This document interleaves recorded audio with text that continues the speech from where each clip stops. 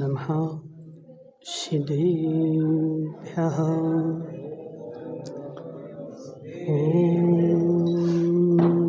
नमः सिद्धेभ्यः।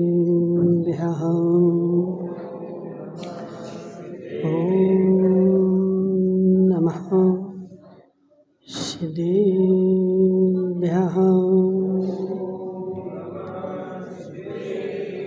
नमः समय साराय सानुभूत्या चकाशते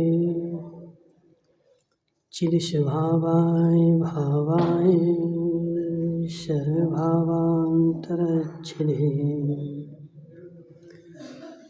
अनन्तधर्मणस्तत्त्वं पश्यति प्रत्यगात्मनः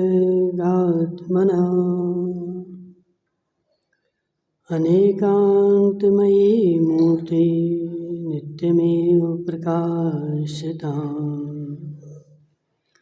नमो अरिहन्ताणं नमो सिद्धाणं नमो आयर्याणं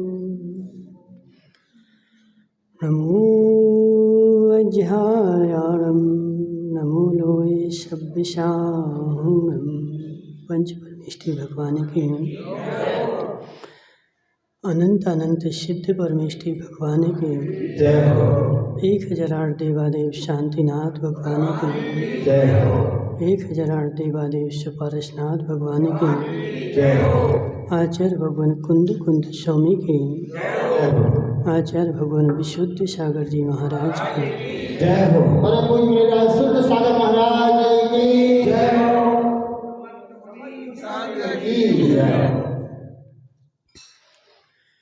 यहाँ पर चर्चा चल रही थी अपने समय सार ग्रंथ पर, और जिसमें बताया गया था कि असंयम, संयम और फिर बाद में फिर असंयम। मनफूलाल जी, संसार का प्रत्येक कार्य इन्हीं तीनों अवस्थाओं में होता है। व्यक्ति जब जन्म लेता है तब उसके पास कुछ नहीं होता।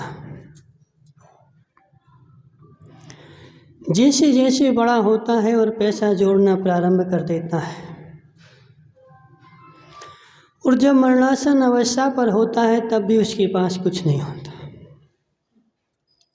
संजय भाई, अभी तुम्हारे जेब में कुछ है कि नहीं है? जेब में कुछ है कि नहीं है?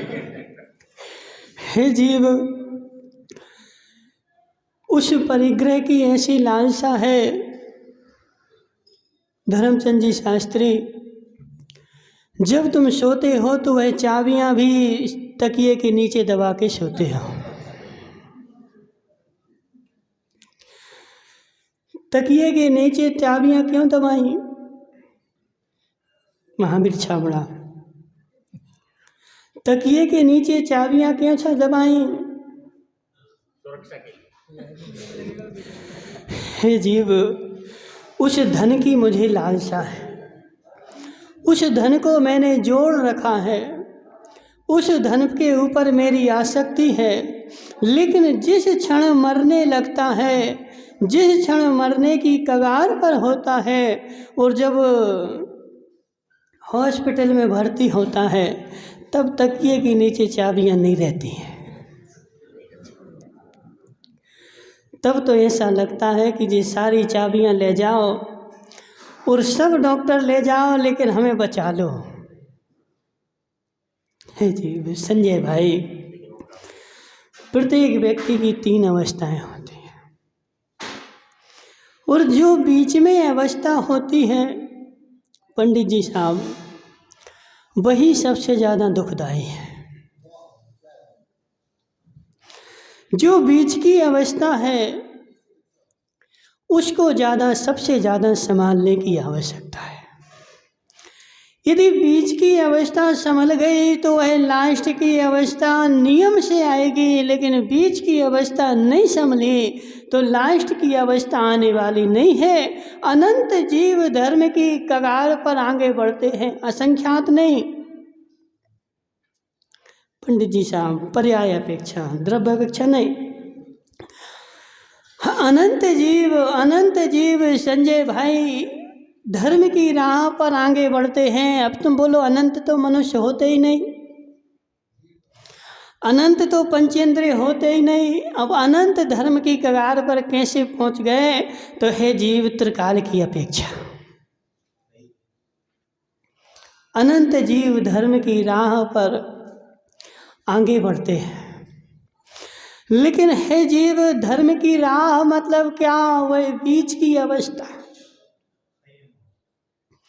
धर्म की राह मतलब क्या? वो संयम जो लेना था, वह संयम की अवस्था, बीच की राह।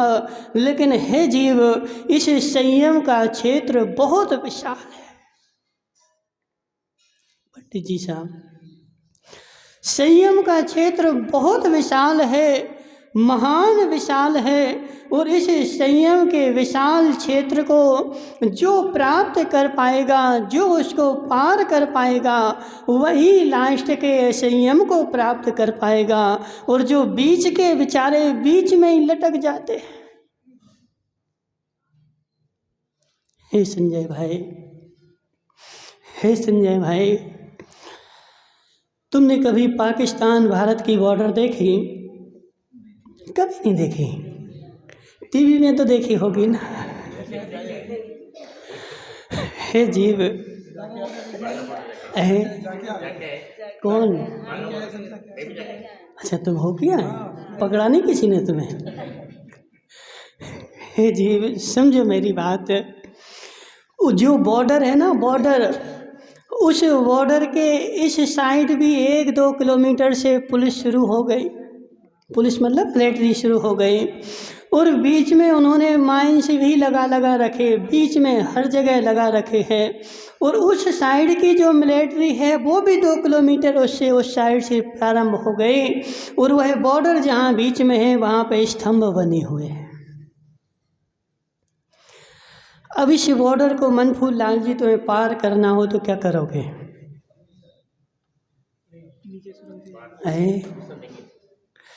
हे जीव, या तो सरकार तुझे परमिशन दे दे, तो वह वहाँ का जो सुरक्षा गार्ड है वही तुझे सुरक्षा की दृष्टि से लेकर के जाएगा। और वह एक पैर बताएगा कि कहाँ तुम्हें पैर रखना है। यदि तुमने उसके बताए बिना एक पैर भी रख दिया तो नीचे माइंस बिछे हुए हैं, वहीं तुम उड़ जाओगे। ऐसे संजय भाई, जैसे उस बॉर्डर को पार करना खतरनाक है, ऐसे इस बीच की संयम की अवस्था की बॉर्डर को पार करना खतरनाक है। हो पंडित जी साहब, देखो पंडित जी साहब, समझो मेरी बात। इस कुटलिया पंच उगलिया जीव की परिणति ऐसी है कि बेचारा एक दो स्टेप पार करता है और उड़ने लगता है, आसमान में उड़ता है। संजय भाई, यदि क्या बोलते हैं, रात्रि भोजन का त्याग कर दें, एक आध 2 नियम ले लें, तो नियम लेंगे फिर तो बेचारा आकाश में उड़ने लगेगा। और 2-4 साल और हो जाएं फिर तो आकाश क्या हो, तो ऊपर सिद्ध शिला पे पहुंच जाएगा। सारी सीमाएं बेचारा तोड़ करके और अपने मन की सीमाएं बना करके और चलने लगता है। पंडित जी साहब, यह स्पष्ट आंखों से देखी बात है। उड़ लो, कितनी उड़ोगे? उड़ लो। त्रिलोकचंद जी, तुम अपनी स्वयं की अवस्था देखो। जब तुम्हारे पास कुछ नहीं था तब तुम्हारे भाव कैसे थे, और आज जब सब कुछ हो गया तब कैसे है? हे जीव, जो एक आदमी हमें पीछे मिला, बोले महाराज मेरे पास कोई आमदनी नहीं है, मेरे पास कुछ आता नहीं है, कोई कमाई का जरिया नहीं है, महाराज ऐसा आशीर्वाद दो कि हमें आमदनी होने लगे और जितनी कमाई करेंगे हम आदि धर्म में लगाएंगे, हम आदि धर्म क्षेत्र में खर्च करेंगे। कौन बोल रहा है? कौन बोल रहा है? जिसके पास कुछ नहीं है, जिसके पास आमदनी नहीं है, लेकिन जैसे ही उसके पास आमदनी होना प्रारंभ होगी,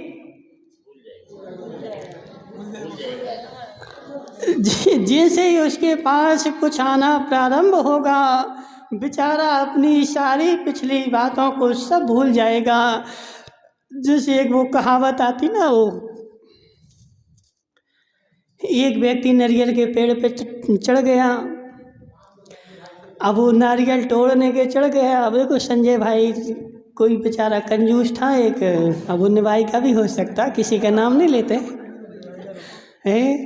नहीं वीरू भाई नहीं, वीरू भाई तो अच्छे आदमी है। और कोई आदमी था एक निभाई का, तो बेचारे को मंदिर में नारियल चढ़ाना था, तो नारियल लेने के लिए आया बाहर। कितने का है? बोले 20 रुपये का। बोले 10 में देना हो तो दो, वरना हम नहीं लेंगे। बोले 10 में चाहिए ना, तो एक काम करो, जयपुर में थोक की दुकान है, वहाँ चले जाओ।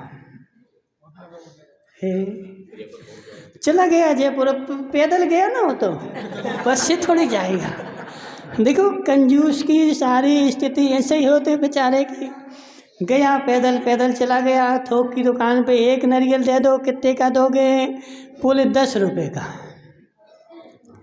बोले 5 में देना हो तो दे दो, वरना नहीं। 5 में चाहिए तो चाहो तुम कर्नाटक चले जाओ, वहाँ 5 में मिलेंगे। तो बेचारा कर्नाटक भी चला गया पैदल पैदल।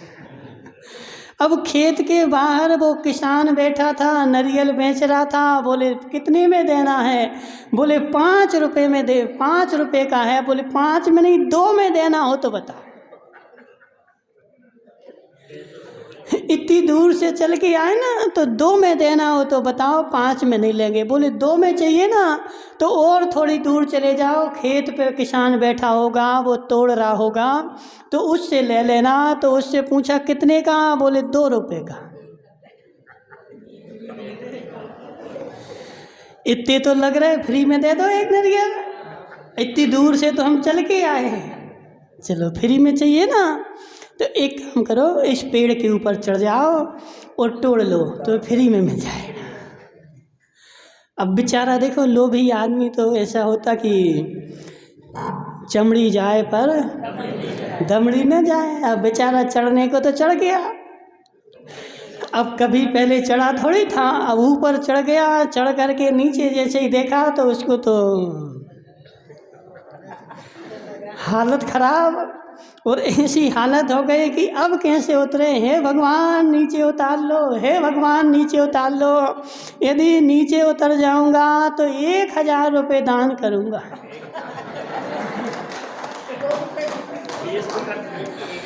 तो ऐसे ही महावीर छावड़ा, तुम्हारी स्थिति भी तो ऐसे ही है। ऐसी नहीं है क्या? सत्य बताओ। अभी पंडित जी बोली लगवाएंगे तो 5000 की नहीं लगाओगे, और डॉक्टर के यहाँ जाओगे तो हाथ देखने के 10,000 ले लेगा। डॉक्टर के यहाँ जाओगे ना तो पहले 10,000 की पर्ची काटेगा, फिर यहाँ अंतर एंट्री होगी तो वहाँ बेचारा जल्दी से दे देगा। अब बेचारा हाथ जोड़ रहा है, हे भगवान बचा लो, 1000 दान करूँगा। अब थोड़े भाग्य किस्मत साथ दी, थोड़ा नीचे उसने पुरुषार्थ किया और नीचे सड़क करके नीचे आ गया। अब आधा नीचे आया तो बोला अब 500 रुपये करूँगा। अब कितने करूँगा? अब 500 रुपये दान करूँगा। हे भगवान बचा लो, यदि नीचे उतर गया तो पूरे 500 रुपये दान करूँगा। थोड़े उसने और पुरुषार्थ किया और नीचे आ गया और नीचे आया। अब बोले अब 250 करूँगा। और धीरे धीरे धीरे धीरे करके और नीचे आ गया विमल विमल भाई जोला। तो नीचे जैसे ही आया तो अब क्या बोलता है, अब किस बात के दान करूं, अब तो मैं नीचे ही आ गया और मैं ही तो उतर के आया हूं, भगवान ने किया क्या है। मेरा सारा पुरुषार्थ मैं भगवान के लिए किस बात के दान करूं, मैं स्वयं उतर के आया हूं। और नीचे उतरने के बाद बेचारे ने हाथ जोड़ लिए, है भगवान अब हमारे पास कुछ नहीं है, और एक नारियल जो टूटा तो था ही नहीं। नीचे आया और घूमता फिरा। ऐसी स्थिति क्या है विमल भाई मार साहब, समझो मेरी बात कि प्रारंभ में आदमी जहाँ से बढ़ता है, महावीर भाई छाबड़ा सत्य बताओ, तुम्हारी अम्मा है, अम्मा चली गई, ओह किसकी अम्मा है बता, तुम्हारी अम्मा है, चलो विमल जोला की है। विमल भाई जोला, आज एक काम करना, अम्मा से पूछना कि जब मेरा जन्म हुआ था तो मैं क्या क्या लेके आया था, पूछ लेना। और इनसे पूछो नवरत्न भाई से कि नवरत्न भाई जब तुम मुझे जलाने जाओगे तो मेरी अर्थी में कितना सोना रखोगे, कितने नोट रखोगे, है जी।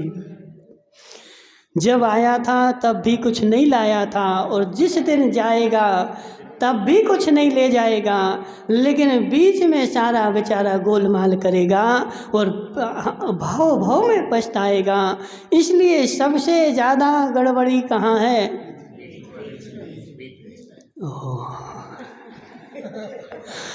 पंडित जी साहब, इस बीच को संभालने की आवश्यकता है, इस बीज को संभालने की आवश्यकता है। यदि मेरा बीज संभल गया और सबसे ज़्यादा देखो शुद्धोपयोग में लीन हो गए, अब क्या संभालना है। संजय भाई समझ मेरी बात, शुक्ल ध्यान का काल कितना पंडित जी, संजय भाई 4 प्रकार के शुक्ल ध्यान होते हैं, नाम पता है, बोलो बोलो नाम, कौन पंडित, हाँ पंडित जी तो बोल रहे, और कौन है, काला जी, किसको आते बोलो, पूरे सभा में 4 प्रकार के शुक्ल ध्यान, धर्मचंद जी शास्त्री,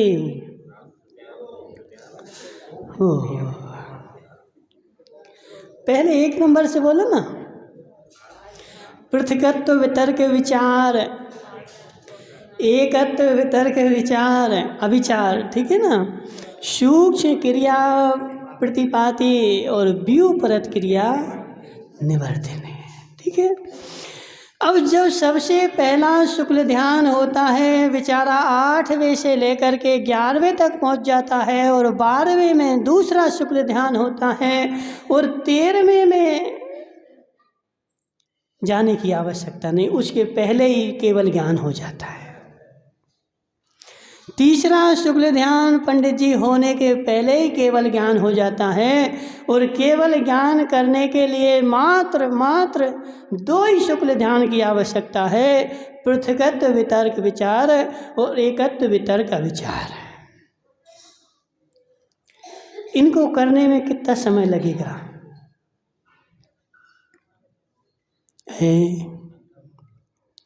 संजय भाई कितना बड़ा अंतर, 48 मिनट का है। मात्र केवल ज्ञान होने के लिए सेकंड का भी कुछ भाग चाहिए। संजय भाई कितना समय, आत्मा में लीन होने के लिए सेकंड का भी कुछ भाग चाहिए है, और इतने भाग के लिए लीन हुआ कि उसको केवल ज्ञान प्रकट हो गया। ज़्यादा नहीं, 2-4 दिन नहीं, 2-4 घंटे नहीं, मात्र सेकंड का कुछ भाग इन दोनों शुक्ल ध्यान का समय है। इतने वह शुक्ल ध्यान भाता है और उसको केवल ज्ञान हो जाता है। लेकिन किसको पंडित जी किसको?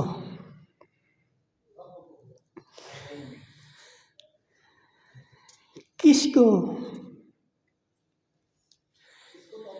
जिसने जिसने पंडित जी, जिसने भाव भाव तक अपने बीच की अवस्था संभाली होगी। एक भाव तक नहीं, पारसनाथ ने 10 भाव तक संभाली। 10 भाव बीच के उनने 10 भाव तक संभाली, किसी ने 50 भाव तक संभाली, और जिसने बीच की अवस्था भाव भाव तक संभाली उसकी लास्ट की अवस्था बनती है। और आज तो संजय भाई क्या करता है कि आज ही समय सार पड़ा और आज ही उसको केवल ज्ञान हो गया, बैठ गया आत्मा आत्मा आत्मा। हे जीव जी, क्या बजा रही मोबाइल? चेन नहीं जी, सब घर पे रख के आना चाहिए। जितने मोबाइल है ना जी, सब तुम्हारी टेंशन के कारण है जी। मोबाइल जो है ना तुम्हारे असंयम का कारण है। यहाँ तो पूजा कर रहे थे और वहाँ मोबाइल बज गया, टेंशन हो गई कि नहीं?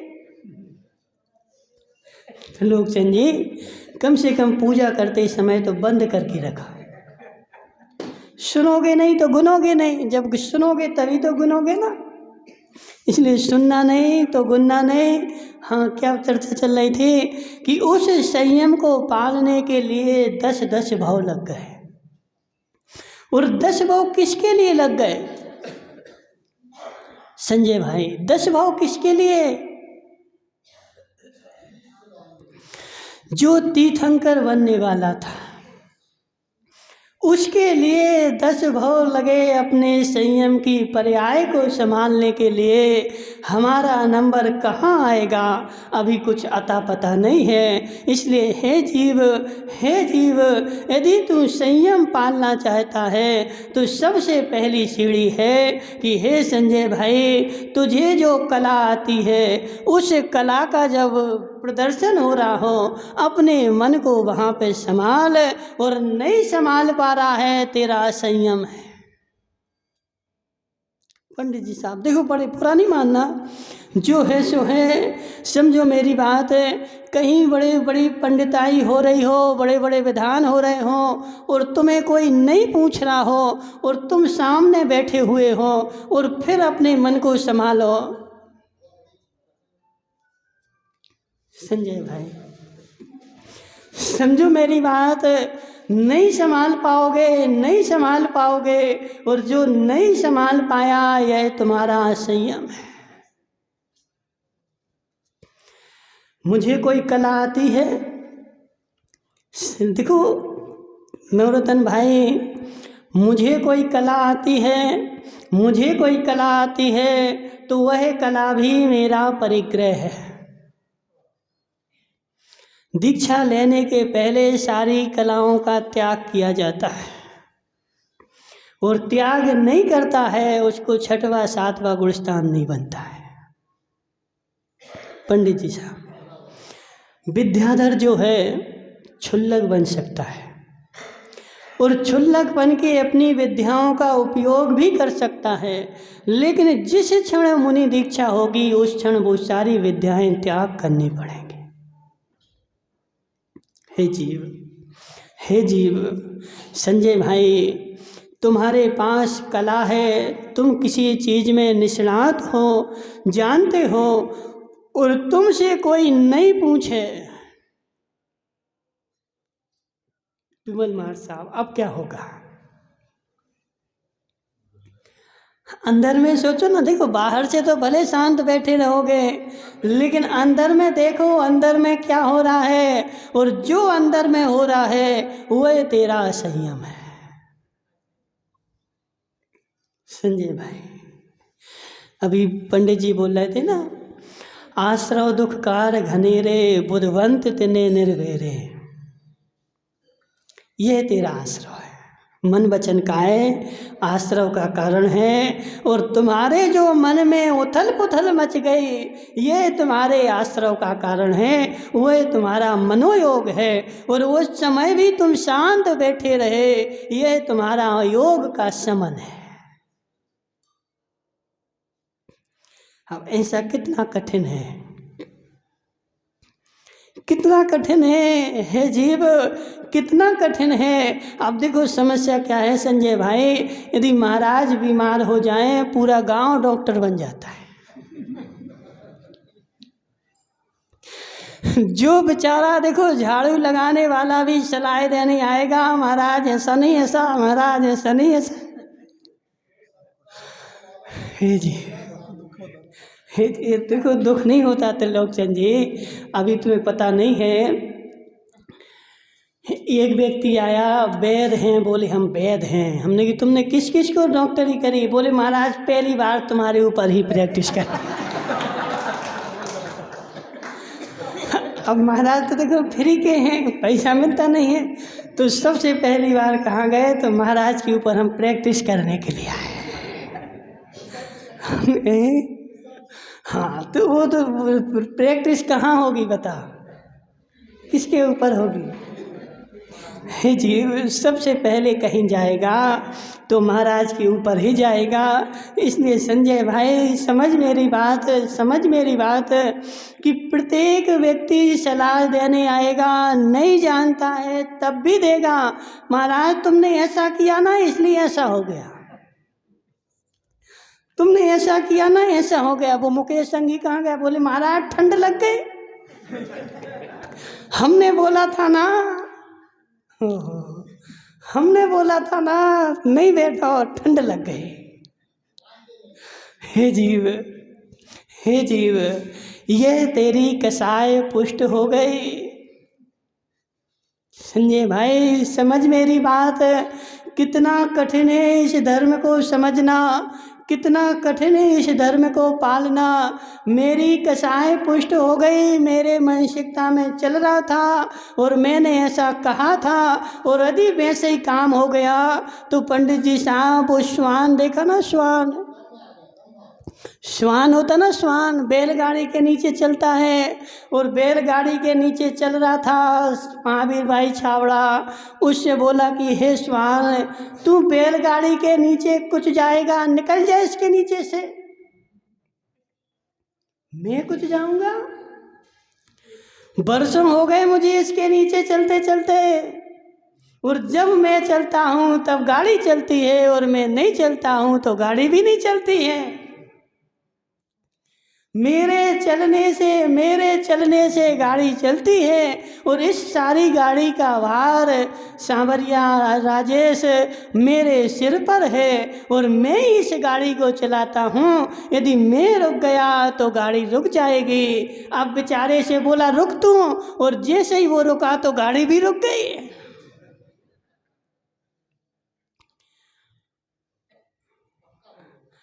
बोला था ना मैंने कि मैं इस गाड़ी को चलाता हूँ, यदि मैं रुक गया तो मेरी यह गाड़ी रुक जाएगी, मेरे सिर पर गाड़ी का भार है। हे संजय भाई, श्वान के ऊपर गाड़ी का भार है कि नहीं? संजय भाई हाँ ना तो बोलो। हे जी, वह श्वान क्या गाड़ी खींच पाएगा, वह श्वान क्या गाड़ी खींच पाएगा। ऐसे हे संसारी प्राणी, तूने अपनी मान्यताएं बना रखी हैं, उन मान्यताओं से काम नहीं होता है। काम तो वैसे ही होगा जैसे भगवान महावीर ने तेरा चरणान योग जैसा कहा है, यहाँ पैर रखना है तो वहीं रखना पड़ेगा। लेकिन ऐसा होता नहीं है नितिन भाई, ऐसा होता नहीं है। जिस व्यक्ति को 10-5 साल हो गए हों संयम लिए, वह बेचारा अपना अलग से आगम चलाता है। महावीर का नहीं, किसका स्वयं का, बेचारे का स्वयं का एक आगम चल जाता है, स्वयं का एक आगम बन जाता है। इसलिए हे संजय भाई, तेरे मन में जो उथल पुथल हो रही वह तेरा संयम है। संयम पालना ना। देखो पंडित जी साहब, आज संसार में संयम मतलब क्या? संयम मतलब क्या? बोले महाराज हमें संयम दे दो, हम बाहर में नहीं खाएंगे, घर में रोटी बना के खाएंगे। हे जीव, क्या मात्र इतने घर की रोटी खाने से तुझे मोक्ष हो जाएगा? संजय भाई, घर की रोटी मात्र खाने से संयम हो जाएगा क्या? आश्रव दुखगार घनेरे, इन आश्रवों को तो रोको। और मन वचन काय जो है, 3 आश्रव हैं, और इन मन वचन काय की चंचलता जो है वह आश्रव का कारण है। और उन मन वचन काय की चंचलता को तू रोक, अपने मन के ऊपर पत्थर रख। जब तू जिस कला में निष्णात है और तुझसे कोई नहीं पूछे, और फिर अपने मन से पूछ मैं कितना संयमी हूं।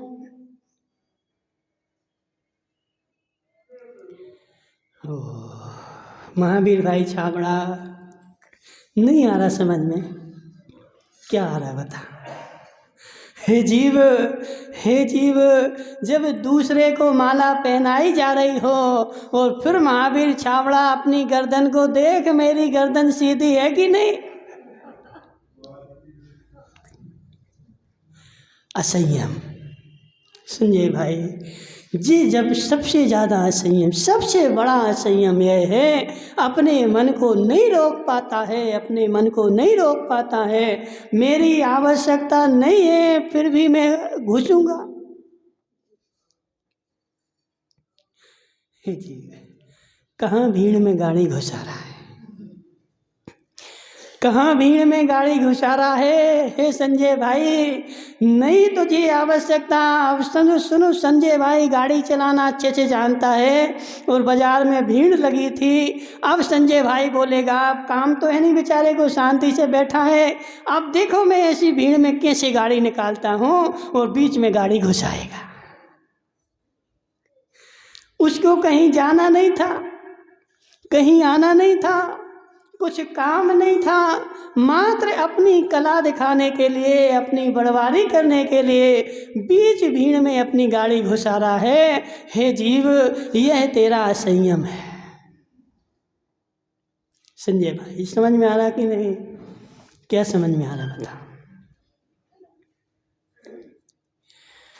जो वस्तु, जो काम मैं जानता हूँ और मुझसे नहीं पूछा जाए फिर भी मैं शांत बैठा रहूं, यह संयम की सबसे बड़ी साधना है। मनफूल लाल जी, ये संयम की सबसे बड़ी साधना है। और मुझसे कोई नहीं पूछे और फिर मेरा मन जो है बिल्कुल शांत बैठा रहे।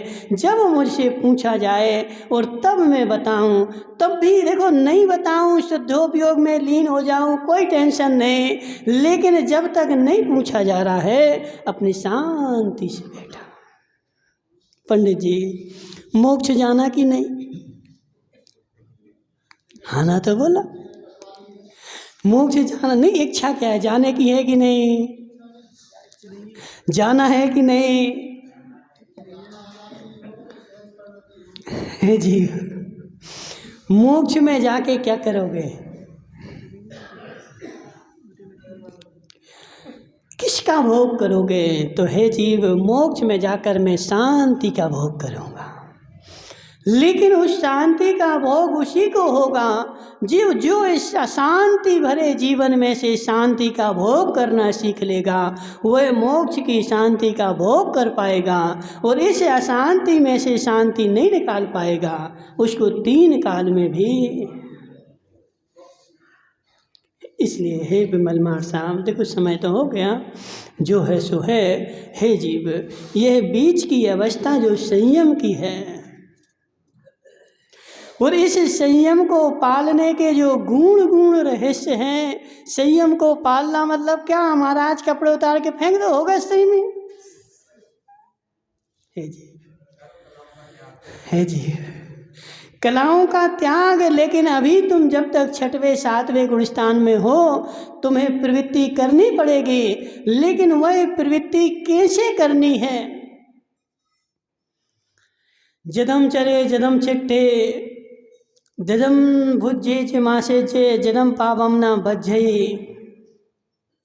हे जी, कैसे मुझे प्रवृत्ति करनी है, कहाँ मुझे प्रवृत्ति करनी है, इसका ज्ञान होना चाहिए। जहाँ मेरा काम नहीं है, जहाँ मेरी आवश्यकता नहीं है, वहाँ मुझे प्रवृत्ति करने की आवश्यकता नहीं है। पंडित जी साहब, सत्य है कि नहीं? अब देखो, तुमने गायक काय के लिए बुलाया, जबलपुर से गायक बुलाया कि नहीं? किस लिए बुलाया त्रिलोकचंद जी? हाँ ना तो बोलो, जोर से बोलो ना। गाने के लिए, गाने के लिए कि प्रवचन करने के लिए? संजय भाई, गायक को तुमने गाने के लिए बुलाया कि प्रवचन करने के लिए? अब गायक को जब तुमने गाने के लिए बुलाया तो वो अपना गायक गायक काम करे, महाराज महाराज काम करे। महाराज माई लेके गाएं तो महाराज का काम नहीं है। भले तुम्हें गाना आता हो, लेकिन हे जीव, कला आती है, छोड़ दे उस कला को। गायक का काम है, पंडित से, महाराज का काम नहीं है। महाराज का काम क्या है? प्रवचन देना, उपदेश करना, और प्रवचन भी तब देना जब सुनने वाला हो। ऐसा नहीं कि कोई सुनने वाला नहीं है और बीच में अपना माइक लगा के बैठ जाओ कि हम तो सुनाएंगे। इसलिए हे जीव, अपनी कला को पचा पाना महान कठिन है, महान कठिन है। और जब तक तू अपनी कला को नहीं बचा पाएगा तब तक तू संयम में आगे नहीं बढ़ पाएगा और पीछे असंयम में चला जाएगा। इसलिए हे जीव, बीच की अवस्था जो संयम की है, बड़े संभल के जिएगा, तभी तू आगे पहुंच पाएगा, वरना लौट के पीछे आ जाएगा। बोले शांतिनाथ भगवान के लिए।